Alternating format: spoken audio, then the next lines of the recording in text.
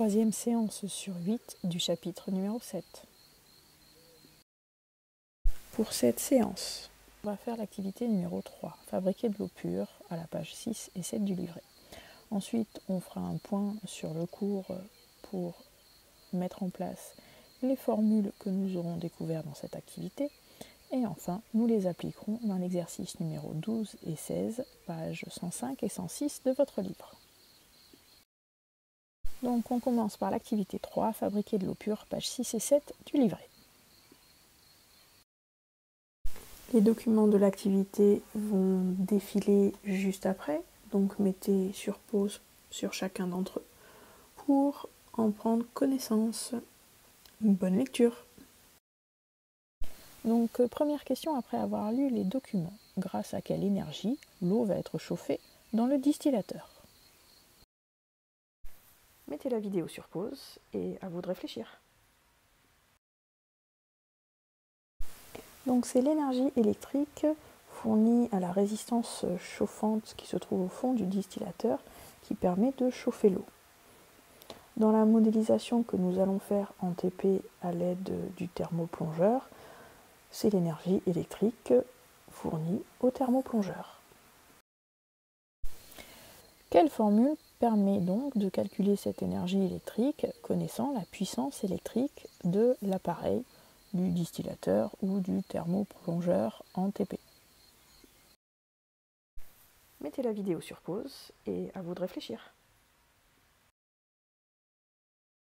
Donc on va considérer ici que toute énergie électrique fournie au thermoplongeur va être convertie en énergie thermique qui servira à faire chauffer puis évaporer l'eau. On néglige toutes les pertes. Donc l'énergie électrique fournie au thermoplongeur dépend de la puissance P de celui-ci et de la durée ΔT d'utilisation lors de l'expérience. Donc on a la variation d'énergie ΔE qui est égale à la puissance fois la durée d'utilisation ΔT. Donc ΔE égale P fois ΔT. Avec ΔE en joules, P en watts et ΔT en secondes. Donc d'après la formule que vous avez trouvée à la question précédente, que va-t-il falloir mesurer pour trouver l'énergie électrique utile pour vaporiser l'eau dans le distillateur? Mettez la vidéo sur pause et à vous de réfléchir.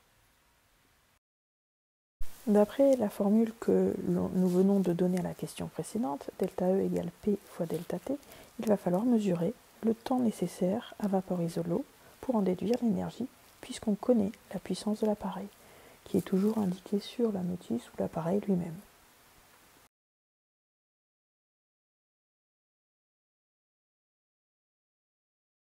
Donc maintenant, vous relisez le protocole expérimental que vous auriez dû réaliser en classe avec un thermoplongeur de puissance, je vous la donne, 400 watts. Donc en mettant le thermoplongeur dans l'eau, nous avons fait chauffer l'eau un certain temps jusqu'à ce que l'ébullition commence. À partir de ce moment-là, quand l'ébullition a démarré, on appuie sur Start et on démarre le chronomètre en même temps que l'on appuie sur Start. Puis, on relève toutes les 60 secondes la masse d'eau évaporée et le temps correspondant. Toutes ces mesures sont annotées dans un tableau et on fait l'expérience pendant environ 10 minutes. Je vous donne donc ci-dessous la valeur des différentes masses d'eau évaporée toutes les 60 secondes. On vous demande ensuite de tracer à l'aide d'un tableur la courbe d'évolution de la quantité de chaleur reçue par l'eau en fonction de la masse d'eau évaporée, c'est-à-dire ΔE en fonction de M. Donc à l'aide des résultats que je vous ai fournis, je vous demande de continuer le TP en complétant les lignes ΔE et ΔE sur M du tableau de mesure. Attention aux unités indiquées dans la première colonne. Mettez la vidéo sur pause et à vous de réfléchir. Donc pour cette question, je vous laisse simplement vérifier vos résultats dans le tableau. Attention à bien mettre la masse en kilogrammes pour remplir la dernière ligne du tableau, où delta E sur M est en joules par kilogramme, en sachant que ce que je vous ai donné à la deuxième ligne, les masses sont en grammes, ce qui était indiqué par la balance. Quelle expression pouvez-vous maintenant donner de delta E, l'énergie de vaporisation nécessaire pour vaporiser une certaine masse d'eau, en fonction de cette masse d'eau vaporisée? Vous pouvez vous aider à la fois des documents qui vous sont fournis, mais aussi de la courbe que vous avez obtenue. Pour ceux qui n'ont pas réussi, la voici. Mettez la vidéo sur pause et à vous de réfléchir. Lorsque l'on regarde la courbe représentative de la variation de l'énergie en fonction de la masse d'eau vaporisée, on a une droite qui passe par l'origine.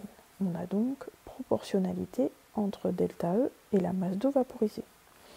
D'après les documents qui vous sont donnés, le coefficient de proportionnalité entre delta E et M est nommé chaleur latente de vaporisation, noté L, petit v pour chaleur latente de vaporisation.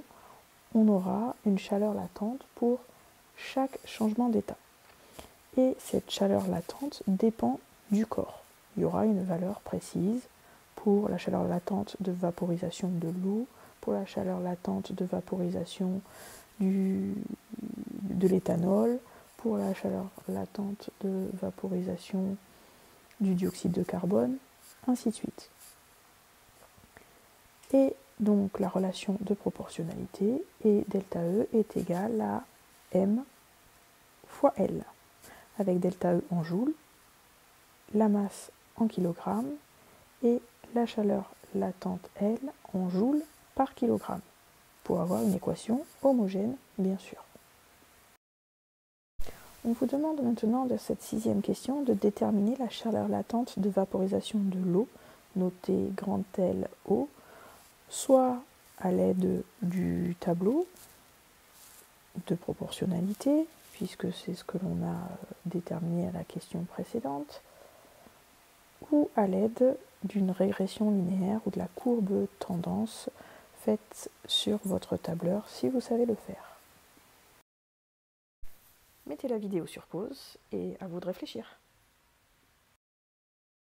Donc nous avons vu qu'il y avait proportionnalité entre delta E et M. Donc pour trouver le coefficient de proportionnalité, on peut faire, on va dire, méthode de collège, prendre le tableau de proportionnalité, regarder le coefficient de proportionnalité et en faire la moyenne. C'est la méthode la moins précise et la moins scientifique. Néanmoins, ici, la valeur moyenne que l'on trouve est de 2,265 10 puissance 6 joules kilogramme moins 1 ou joules par kilogramme. On peut donc déterminer que la chaleur latente de l'eau est de 2,265 10 puissance 6 joules par kilogramme. Donc voici la méthode la plus scientifique et qui sera d'ailleurs utilisée de façon systématique l'année prochaine en première, à partir du moment où on a une série de mesures lors d'une expérience, on trace une courbe et on en fait ce que l'on appelle la régression linéaire, où on demande à la calculatrice ou au tableur l'équation de la courbe tendance. Donc on obtient ici mathématiquement l'équation de la courbe de la forme y égale 2,259 10 puissance 6x plus 196,33. Mais nous ne sommes pas en mathématiques, nous sommes en sciences physiques et chacune des grandeurs indiquées en abscisse et en ordonnée ont un sens. Donc l'équation physique de notre courbe, étant donné que l'on a proportionnalité, est delta E égale 2,259 10 puissance 6 fois M. Étant donné que physiquement on s'attend à une équation de proportionnalité, on considère que l'ordonnée à l'origine est en fait égale à 0. Or, on sait que la relation entre delta E et M est de la forme delta E égale L de l'eau fois M. On peut donc en déduire la chaleur latente de l'eau LO qui est égale à 2,259 10 puissance 6 joules kg moins 1. Une valeur un petit peu différente de la méthode précédente, mais qui est plus précise et qui colle plus à notre expérience. Alors, pour cette question 7, en fait, ça va regrouper la 7 et 8, petite erreur de numérotation dans le sujet. Donc, on vous précise que la valeur théorique de la chaleur latente de vaporisation de l'eau est de 2,257 10 puissance 6 joules par kilogramme. On vous demande de comparer cette valeur théorique à la valeur expérimentale que vous avez obtenue à la question précédente.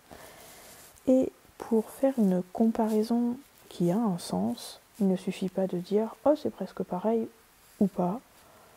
Ceci ne veut rien dire. Il faut avoir un critère numérique pour pouvoir évaluer si notre valeur est correcte, proche de la valeur théorique ou pas belle du tout.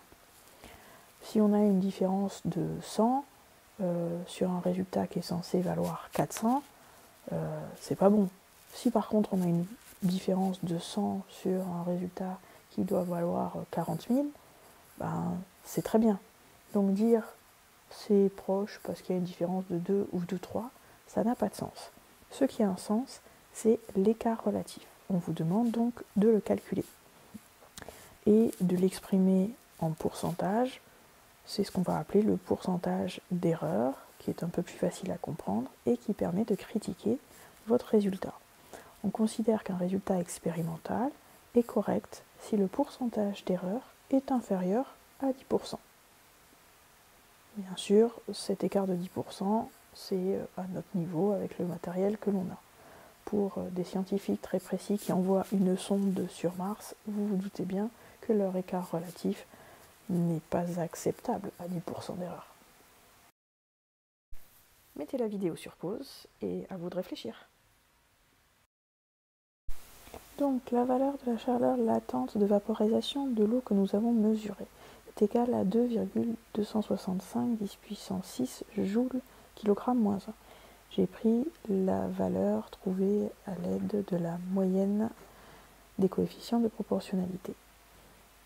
Pour ce qui est de la chaleur latente de vaporisation de l'eau théorique, elle est de 2,257 10 puissance 6 joules kilogramme moins 1. On voit que ces valeurs sont relativement proches, encore que ça fait quand même 8000 joules par kilogramme.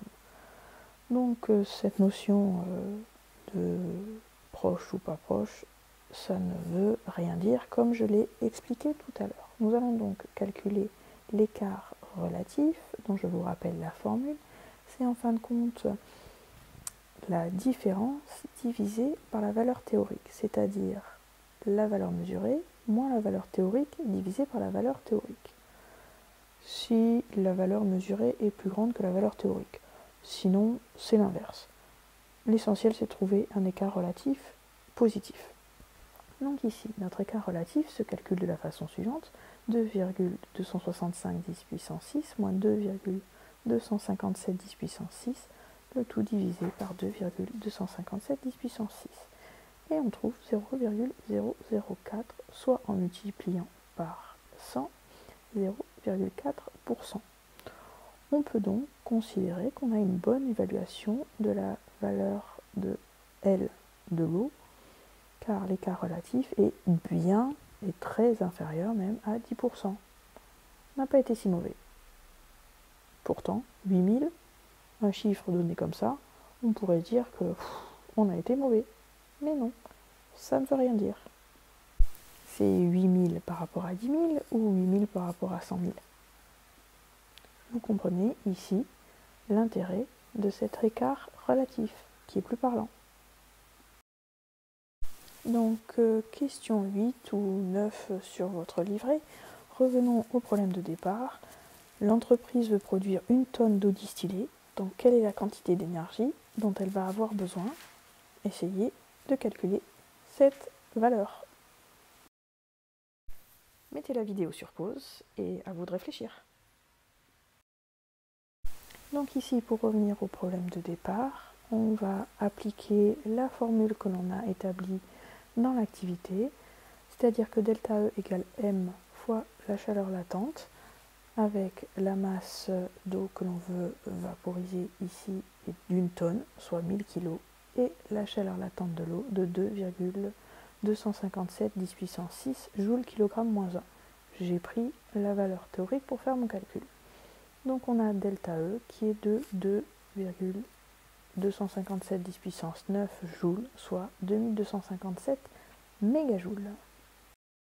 Donc voilà, l'activité se termine sur ce calcul. Pour faire le point de ce qu'on vient de faire dans l'activité, il vous faut maintenant rédiger le grand 1, petit 5, petit a du cours. Et pour ça, vous pouvez vous aider de la page 99 de votre livre. Mettez la vidéo sur pause et à vous de faire votre cours. La correction arrivera en suivant. Donc, grand 1, petit 5, petit b, énergie de changement d'état et chaleur latente. Donc, l'énergie acquise ou perdue lors d'un changement d'état, qu'on va noter delta E, va provenir d'un transfert d'énergie. Cette énergie, en effet, va être fournie, par exemple, par un chauffage électrique, lorsque c'est une énergie acquise, ou va être donnée, je ne sais pas, à un système extérieur. Cette quantité d'énergie est proportionnelle à la masse du corps pur qui subit la transformation. En effet, si vous voulez faire bouillir, faire évaporer 1 kg d'eau, vous aurez moins d'énergie à fournir que si vous voulez en faire bouillir, évaporer 10. Même chose, si vous voulez faire congeler une petite bouteille de 500 ml d'eau, donc de 500 g, vous n'aurez pas le même transfert d'énergie que si vous réalisez la congélation d'un bac de 20 litres d'eau, de 20 kg. Donc, ce que l'on appelle la chaleur latente, qu'on va noter L, souvent avec petit indice, LV pour chaleur latente dans le cas de la vaporisation, LS dans le cas de la solidification, L petit l dans le cas de la liquéfaction, ainsi de suite. C'est l'énergie massique de changement d'état, c'est-à-dire l'énergie transférée lors du changement d'état d'1 kg de l'espèce chimique. On a donc la relation que l'énergie fournie pour le changement d'état de notre quantité d'espèces chimiques, M, c'est delta E égale M fois L. Delta E en joules, M en kilogrammes et L en joules par kilogramme. Attention bien sûr toujours aux unités pour que ce soit homogène. Maintenant faisons les exercices ensemble. Donc vous allez réfléchir quelques instants, essayer de les faire et ensuite vous regarderez la correction. Donc on y va. Donc commençons par l'exercice numéro 12, page 105. Calculer une variation d'énergie. On vous dit que la température d'ébullition de l'ammoniac de formule NH3 est égale à moins 33,3 degrés Celsius, et ceci à la pression de 1013 hectopascales. En effet, dans les exercices, on vous précisera à chaque fois à quelle pression on se situe, car la température de changement d'état d'une espèce chimique dépend de la pression. Revenons à notre exercice. On vous demande, lorsque l'ammoniac se vaporise, reçoit-il ou libère-t-il de l'énergie ? Et dans une deuxième question, on vous demande de calculer cette énergie, notée Q, transférée lors de la vaporisation de 2,5 kg d'ammoniac. On lit le sujet jusqu'au bout, il y a des données, on nous donne l'énergie massique de vaporisation de l'ammoniac, qui note L petit v entre parenthèses NH3, qui est égal à 1,37 10 puissance 3 kJ par kilogramme moins 1. Attention aux unités. Donc première question, notre système ici pour se vaporiser reçoit de l'énergie, en effet, on le chauffe, donc il reçoit de l'énergie. C'est une transformation qui est endothermique. Donc pour la deuxième question, nous avons vu dans l'activité, dans le cours, la relation entre la variation d'énergie lors d'un changement d'état et la masse de l'espèce chimique qui a changé d'état. Delta E égale L fois M, avec L la chaleur latente de changement d'état. Chaleur latente de vaporisation, chaleur latente de fusion, chaleur latente de dissolution, chaleur latente de condensation, etc., etc. Donc ici, on adapte cette formule en utilisant les notations de l'exercice. On nous dit que l'énergie transférée est notée Q au lieu de delta E et que la chaleur latente de vaporisation ici est notée L petit v NH3 entre parenthèses. On utilise ces notations, on a donc Q est égal à L petit v de NH3 fois M. On remplace par les valeurs numériques du texte, donc Q est égal à 1,37 10 puissance 3 fois 2,5. Ici la masse est bien en kilogrammes et la chaleur latente est en kilojoules par kilogramme. Donc notre résultat, qui est de 3425, sera en kilojoules. Attention! Donc pour l'exercice numéro 16, page 106, vous avez un document à lire, je vous laisse le lire, vous mettez sur pause si vous n'avez pas encore fait l'exercice, et ensuite on répond aux questions ensemble. Donc regardons maintenant les questions. Premièrement, de l'énergie est-elle reçue ou libérée par l'eau lorsqu'elle gèle dans le baquet? Deuxième question, calculer l'énergie transférée lors de la congélation de 20 litres d'eau liquide. Puis, calculer en kilojoules l'énergie libérée par un radiateur de 2 kW fonctionnant pendant 1 heure. Et enfin, dernière question, expliquer l'usage des baquets d'eau par les anciens. On lit le sujet jusqu'au bout, on lit les données, on nous donne l'énergie massique de fusion de l'eau, notée L petit f entre parenthèses O, qui est égale à 333 kJ par kilogramme.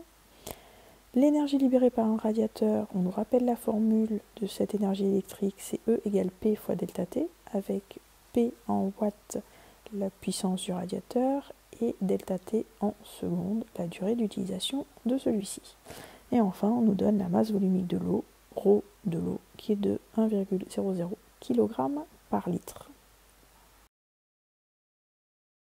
Donc, première question, lorsque de l'eau gèle, lors de la solidification, l'eau libère de l'énergie. Donc, pour réussir à répondre à ce genre de questions, vous pouvez réfléchir de la façon suivante.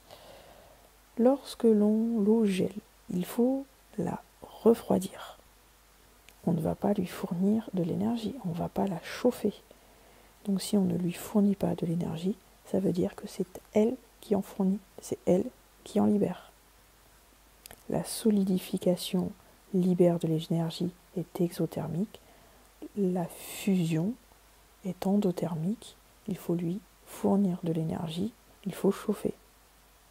C'est des fois plus facile de réfléchir sur le changement d'état opposé. Donc deuxième question, on va pour ce calcul utiliser la formule que l'on a vue dans l'activité. Delta E est égal à L fois M. On est ici dans le cas d'une fusion comme changement d'état, donc ça sera la chaleur latente de fusion qui sera utilisée. Au niveau de la masse, elle ne nous est pas directement donnée dans l'exercice, par contre on nous donne le volume d'eau que l'on veut congeler et la masse volumique de l'eau. Et vous savez, ça a été vu en chimie, ce sont des formules maintenant que vous connaissez, que vous devez être capable de ressortir dans n'importe quelle situation, dans n'importe quel chapitre. Donc la masse d'eau, c'est la masse volumique de l'eau fois le volume. Attention aux unités. Donc l'expression de delta E devient la chaleur latente de fusion de l'eau fois la masse volumique de l'eau fois le volume d'eau. C'est-à-dire que delta E est égal à 333 kJ par kilogramme fois 1 kg par litre fois 20 litres. Faire attention au niveau des unités. On obtient une valeur de delta E de 6,6 10 puissance 3 kJ, puisque la chaleur latente était en kilojoules par kilogramme. Donc, à la troisième question, on nous demande de calculer l'énergie libérée par le radiateur et on vous donne la formule du calcul. Ici, il va juste falloir faire une conversion au niveau de la durée d'utilisation. On vous dit qu'elle est d'1 heure. Or, dans la formule, delta T doit être en secondes. Et vous savez qu'1 heure est égale à 3600 soit 3,6 10 puissance 3 secondes. Pareil pour la puissance, attention à l'unité, on vous dit qu'elle est de 2,0 kW, ce qui fait 2,0 10 puissance 3 watts, puisque la puissance doit être en watts dans la formule. Donc vous injectez ces deux valeurs, 2,0 10 puissance 3, 3,6 10 puissance 3, dans votre calcul, et vous obtenez 7,2 10 puissance 6 joules, soit 7,2 10 puissance 3 kJ, puisqu'on nous demande de faire le calcul en kJ. J'ai utilisé ici les écritures scientifiques, puisque dans les données, on a deux chiffres significatifs. On commence à s'y mettre un petit peu de plus en plus, à essayer d'y faire attention, parce que oui, l'année prochaine, en première, on va vous embêter énormément avec ça. C'est notre dada. Donc on voit, pour répondre à la question 4, si on compare les résultats de la question 2 et de la question 3, que l'utilisation des baquets permettait d'économiser l'énergie électrique de radiateurs. Ils n'étaient pas si bêtes, nos anciens, à se demander pourquoi on le fait plus. On est juste un peu feignant d'aller remplir des bacs d'eau, c'est tout. Puis on n'a peut-être plus des celliers où la température descend autant. On est peut-être un peu mieux isolé aussi. Mais si un jour il y a des très grosses coupures d'électricité, qu'il n'y a plus de radiateur et qu'il fait très froid dehors, ben vous saurez comment faire pour que la maison ne descende pas en dessous de 0 degré. S'il y a des questions, c'est sur WhatsApp ou par mail bien sûr, sinon rendez-vous à la prochaine séance.